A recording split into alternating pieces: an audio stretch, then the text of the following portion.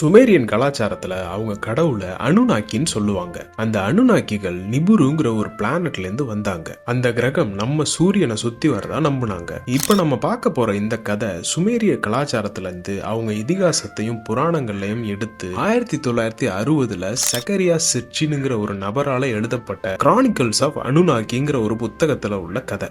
இந்த புத்தகத்தை எழுதின சக்கரியா சிர்ச்சின் என்ன சொல்றாருன்னா, நம்மளோட கடவுள்கள் வேறு கிரகத்தில இருந்து இல்ல வேற ஒரு கேலக்சில இருந்து கூட வந்திருக்க வாய்ப்பு இருக்குன்னு சொல்றாரு. நம்ம அந்த காலத்துல அவ்வளவா சயின்டிபிக் நாலேஜ் இல்லாத காரணத்தால வானத்திலிருந்து இறங்கி வந்த எல்லாரையுமே நம்ம கடவுள்னு நினைச்சிட்டோம் அப்படிங்கிறது தான் அந்த கருத்து. இந்த தியரிய ஏன்ஷியன்ட் ஏலியன் தியரிஸ்ன்னு சொல்லுவாங்க. இந்த தியரிக்கு உலக அளவுல நிறைய ஃபேன் பேஸ் இருக்கு. இந்த தியரியை ஆராய்ச்சி பண்ற முக்கியமான நபர்கள்னு பார்த்தோம்னா எரிகோ டானிகன் சாரியட்ஸ் ஆஃப் தி காட்ஸ்னு ஒரு புக் எழுதியிருக்காரு. அதே மாதிரி ஜார்ஜியோ சொகோலோஸ், முன்னாடியே பார்த்த சக்கரியா சிர்ச்சின், கடைசியா நம்ம இந்தியால நம்ம தமிழ்நாட்டை சேர்ந்த பிரவீன் மோகன் ஒருத்தர் நம்ம இந்திய இதிகாசங்கள்ல வர கடவுள்களை சயின்டிபிக் நாலேஜோட இணைச்சு பல ரிசர்ச்களை செஞ்சுட்டு வராரு.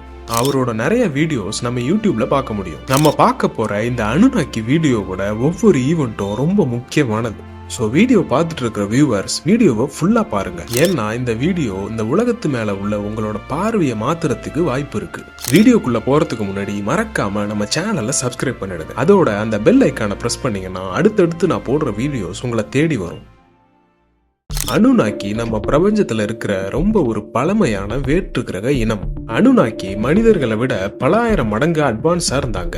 இப்ப நம்ம உலகத்துல நம்மளோட மனித வளர்ச்சியால எப்படி பல இயற்கை நிகழ்வுகள் ஏற்படுதோ அதே மாதிரி அனுநாக்கிகள் அவங்க உலகத்திலையும் அவங்களோட வளர்ச்சியால சில இயற்கை சீரழிவுகளை சந்திச்சாங்க. அவங்க கிரகமான நிபுருல உள்ள ஓசோன் லேயர்ல காலநிலை மாற்றத்தால ஒரு பெரிய விரிசல் விழுந்ததா சொல்றாங்க. இந்த ஓசோன் லேயர் விரிசல் காலப்போக்குல பெரிதாகிட்டே வந்ததுனால அவங்களோட குளோபல் வார்மிங் அதிகமானுச்சு. இதனால அவங்களோட விவசாயமும் கால்நடைகளும் பாதிக்கப்பட்டுச்சு. இன்னும் மோசமா போக போக அந்த பாதிப்பு அனுநாக்கிகளோட உடல்கள்லயும் சில மாற்றங்களை கொண்டு வந்தது. ஒரு கட்டத்துல அந்த விரிசல் அடைக்கிறதுக்கு தங்கத்தை பயன்படுத்தலாம்னு அனுநாக்கி கண்டுபிடிச்சாங்க. ஆனா பிரச்சனை என்னன்னா நிபுருல கோல்டு ரொம்ப ரொம்ப கம்மியா தான் கிடைக்கும். இதனால அனுநாக்கிஸ் அவங்களோட ஸ்பேஸ்ஷிப்போட உதவியால பக்கத்துல இருக்கிற நிறைய பிளானட்ஸ்ல கோல்டு இருக்குதான்னு டெஸ்ட் பண்ண போனாங்க.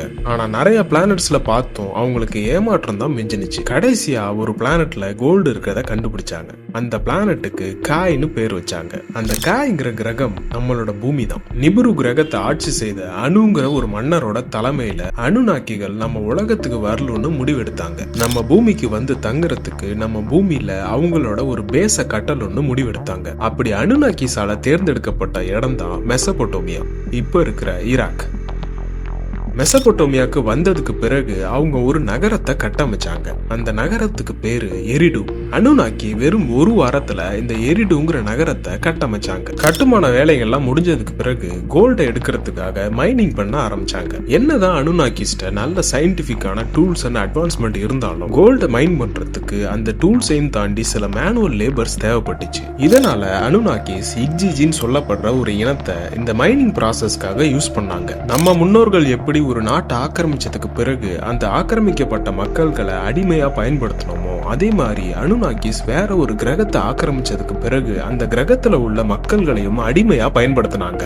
அப்படி அடிமையா பயன்படுத்தப்பட்ட இந்த இனம் தான் இக்ஜிஜி. இந்த அடிமை இனத்தை பயன்படுத்தி அனுநாக்கிஸ் பெரும் அளவுல தங்கத்தை சுரங்கம் பண்ணாங்க. அப்படி வெளியில எடுத்த தங்கத்தை அவங்க கிரகத்துக்கும் அனுப்பிட்டு வந்தாங்க. ஆனா ஒரு கட்டத்துக்கு மேல அந்த அடிமை இனமான இஜிஜிக்கு அனுநாக்கிஸ்க்கு கீழே வேலை செய்யறது பிடிக்கல. பல வருஷமா அனுநாக்கிஸ்க்கு கீழே அடிமையா இருந்த இஜிஜிக்கள் கோவப்பட்டு புரட்சியில ஈடுபட்டாங்க. இந்த புரட்சியோட விளைவா எரிடு நகரத்துல பெரும் பாதிப்புகள் உண்டானுச்சு. அங்க நடந்த சில சுரங்க வேலைகள் முடக்கப்பட்டுச்சு. எரிடு நகரத்தோட சில பாகங்கள் தகர்க்கப்பட்டது. ரெண்டு தரப்புலையும் உயிரிழப்புகள் நடந்துச்சு. என்னதான் இந்த இஜிஜிக்கள் புரட்சி பண்ணாலும் அனுநாக்கிஸ்க்கு அவங்க கொஞ்சம் கூட நிகரானவங்க கிடையாது. அனுநாக்கிகள் கிட்ட நிறைய டெக்னாலஜிக்கலான அட்வான்ஸ்டு வெப்பன்ஸ் இருந்துச்சு. ஆனா இகிகிஸ் ஒரு பிரிமிட்டிவான பீயிங்ஸ். இதனால இந்த புரட்சியை அனுநாக்கிஸ் ஈஸியா முடக்குனாங்க. இதுக்கு மேலையும் அந்த இகிகிஸை வச்சு வேலை வாங்க முடியாதுன்னு தெரிஞ்சதும் அவங்கள மொத்தமா அழிச்சிட்டாங்க. ஆனா அனுநாக்கிக்கு தங்கத்தை சுரங்கம் பண்றதுக்காக ஒரு புது அடிமைகள் தேவைப்பட்டு இருந்துச்சு.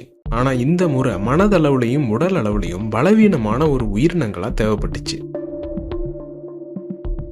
இத பண்றதுக்காக நம்ம உலகத்துல உள்ள ஹியூமனாய்ட் பிரைமேட்ஸோட டிஎன்ஏ கூட அவங்க டிஎன்ஏவை சேர்த்து ஜெனடிக் இன்ஜினியரிங் பண்ணாங்க. இந்த ரிசர்ச்சோட விளைவா உலகத்தோட முதல் ஆண் குழந்தை பிறந்துச்சு. அந்த குழந்தைக்கு அனுநாக்கிஸ் அதாமுன்னு பேர் வச்சாங்க. இத மாதிரி இன்னும் சில ரிசர்ச்களை பண்ணி அனுநாக்கிஸ் அடுத்து ஒரு பெண் குழந்தைய உருவாக்குனாங்க. அந்த பெண் குழந்தைக்கு அனுநாக்கிஸ் ஈவாங்கிற பேரை கொடுத்தாங்க. இந்த 2 பேரையும் அனுநாக்கி அவங்களோட தோற்றத்திலேயே உருவாக்கி இருந்தாங்க.